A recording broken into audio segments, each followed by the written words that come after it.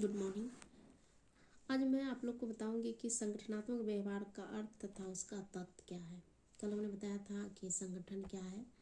तो चूँकि संगठनात्मक मनोविज्ञान की यदि हम समरूपता संगठनात्मक व्यवहार से काफ़ी अधिक है। संगठनात्मक व्यवहार का अर्थ है एवं स्वरूप पर अलग से प्रकाश डालना उचित नहीं है, क्योंकि संगठन व्यवहार के अध्ययन के क्षेत्र में इतना अधिक ग्रोथ हुआ है कि यह कहा जा सकता है कि उसे लगभग एक स्वतंत्र शास्त्र का दर्जा मिल चुका है, जो कभी भी अतिशयोक्ति नहीं होगा। संगठन व्यवहार पर अब यदि हम किसे कहते हैं, उसका संगठनात्मक व्यवहार क्या है।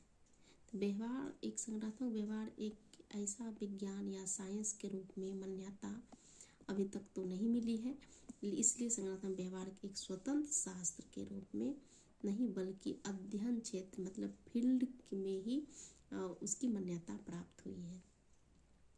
संगठनात्मक व्यवहार एक ऐसा अध्ययन क्षेत्र है जैसे कि अर्थशास्त्र, राजनीतिक शास्त्र से जो है तथ्य का समन्वय करके संगठन के भीतर व्यक्ति जो है इसकी व्यवहारों का अध्ययन किया जाता है।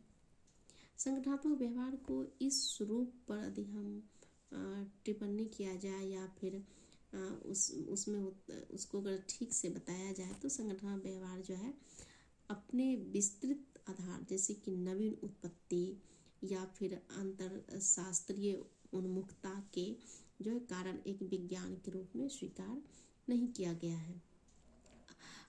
इसका जो है प्रमुख वैज्ञानिकों का मत है पर विचार करेंगे, जिसमें कि संगठनात्मक व्यवहार को परिभाषित करने का कोशिश किया, जिसमें कि उसका जो है सोलगी एवं वालाश ने भी 1980 में अपने परिभाषा में परिभाषित करने में कहा है कि संगठनात्मक व्यवहार एक संगठनात्मक परिस्थिति के भीतर कर्मचारी के व्यवहार, मनोवृत्ति या निष्पादन के अध्ययन से संबद्ध होता है।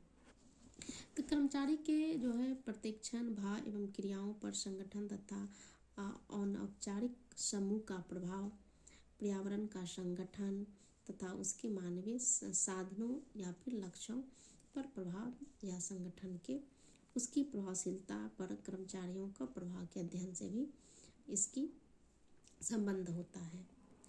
इसी तरह से विभिन्न मन में अपने अपने ढंग से परिभाषित किया। लूथर ने भी संगठन व्यवहार या व्यवहारों में मानव व्यवहार को समझने का, पूर्वानुमान लगाने का, उसका प्रबंध करने के रूप में भी परिभाषित किया है।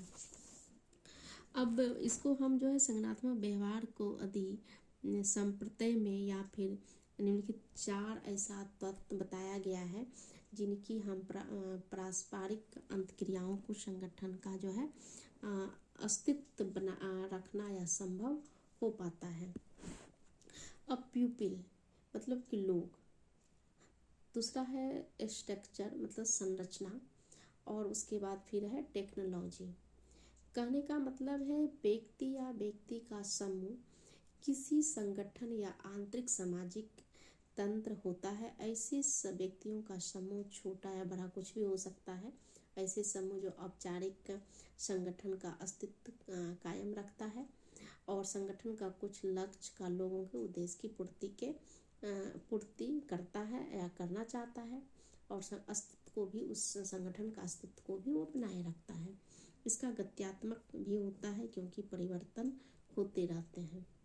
उसके बाद एक स्ट्रक्चर की बात करें। स्ट्रक्चर में होता है, स्ट्रक्चर का तात्पर्य यही होता है कि लोगों के बीच जो है औपचारिक संबंध से होता है और प्रत्येक संगठन में कुछ सारे पदाधिकारी या फिर कर्मचारी, प्रबंधक, लेखापाल, किरानी, मजदूर सब होते हैं, और ऐसे लोग का संरचनात्मक ढंग जो है से जो है संबंधित करना होता है ताकि उसका कार्य प्रभावी ढंग से हो सके और वो इन संबंधों के संगठन के सहयोग में तालमेल या मेलजोल या इस तरह निर्णय को प्रक्रिया संबंधित समस्याओं को भी जन्म देता है।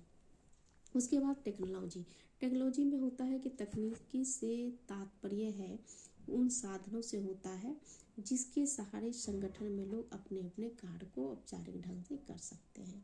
ऐसे कार्य प्रभावित होते हैं और किसी भी संगठन में कर्मचारी अपने खाली हाथ से उत्तम कार्य नहीं कर सकता है, अतः उन्हें कार्य करने के लिए विशेष तकनीकी जैसे मशीनी या फिर कार्ड डिजाइन, स्पष्टीकरण, भवन निर्माण, ये सब जो है कर्मचारी के व्यक्ति के कुछ विशेष पाबंदी भी लगाए जाते हैं, जिससे कि उसका व्यापकता, लागत में कुछ वृद्धि हो जाती है।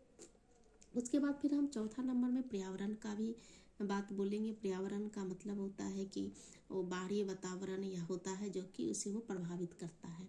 और संगठन एक बड़ी सिस्टम से, जैसे कई तत्व से, जैसे सरकार, परिवार, छोटे छोटे संगठन से चलता है, उसका हिस्सा के एक अंग होता है और एक दूसरे को प्रभावित भी करते हैं। इस तरह से हम कह सकते हैं कि संगठनात्मक व्यवहार में 4 प्रमुख तत्व हैं: लोक, संरचनात्मक, तकनीकी तथा पर्यावरण या वातावरण। इन चारों पारंपरिक अंत क्रियाओं पर किसी भी संगठन का अस्तित्व पर निर्भर करता है। इन चारों तत्वों का आपसी संबंध बहुत ही अच्छे होते हैं और ये चारों संगठन के अंत क्रियाओं को, संगठन का अस्तित्व पर भी निर्भर करता है और एक दूसरे को पारस्परिक होता है। Thank you.